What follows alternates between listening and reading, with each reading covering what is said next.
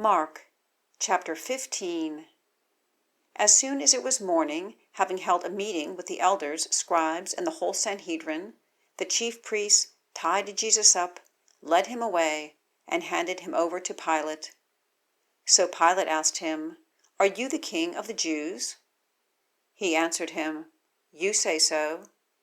And the chief priests accused him of many things. Pilate questioned him again. "Aren't you going to answer? Look how many things they are accusing you of." But Jesus still did not answer, and so Pilate was amazed.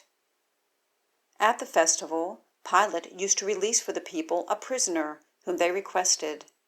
There was one named Barabbas, who was in prison with rebels who had committed murder during the rebellion.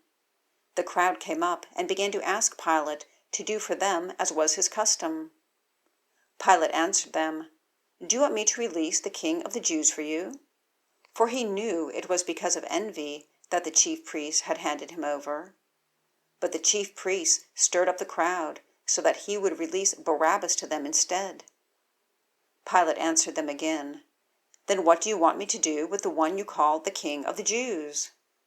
Again they shouted, "Crucify him!" Pilate said to them, "Why? What has he done wrong?" But they shouted all the more, "Crucify him!" Wanting to satisfy the crowd, Pilate released Barabbas to them, and after having Jesus flogged, he handed him over to be crucified.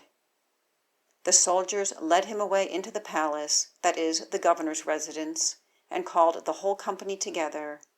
They dressed him in a purple robe, twisted together a crown of thorns, and put it on him, and they began to salute him, "Hail, King of the Jews!" They were hitting him on the head with a stick and spitting on him. Getting down on their knees, they were paying him homage. After they had mocked him, they stripped him of the purple robe and put his clothes on him. They led him out to crucify him. They forced a man coming in from the country who was passing by to carry Jesus' cross. He was Simon of Cyrene, the father of Alexander and Rufus. They brought Jesus to the place called Golgotha, which means place of the skull. They tried to give him wine mixed with myrrh, but he did not take it.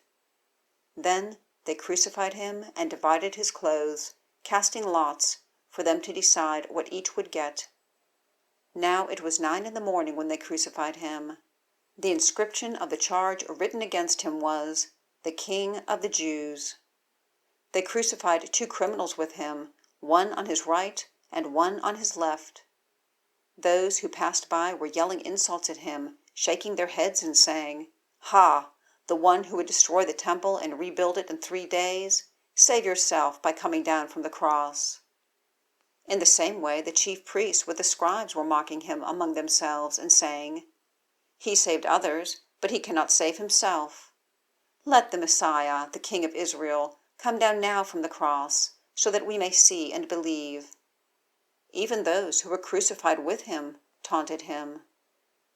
When it was noon, darkness came over the whole land until 3 in the afternoon. And at 3, Jesus cried out with a loud voice, "Eloi, Eloi, lema sabachthani," which is translated, my God, why have you abandoned me?" When some of those standing there heard this, they said, "See, he's calling for Elijah." Someone ran and filled a sponge with sour wine, fixed it on a stick, and offered him a drink, and said, "Let's see if Elijah comes to take him down." Jesus let out a loud cry and breathed his last. Then the curtain of the temple was torn in two from top to bottom. When the centurion who was standing opposite him saw the way he breathed his last, he said, "Truly, this man was the Son of God." There were also women watching from a distance. Among them were Mary Magdalene, Mary, the mother of James the Younger and of Joseph, and Salome.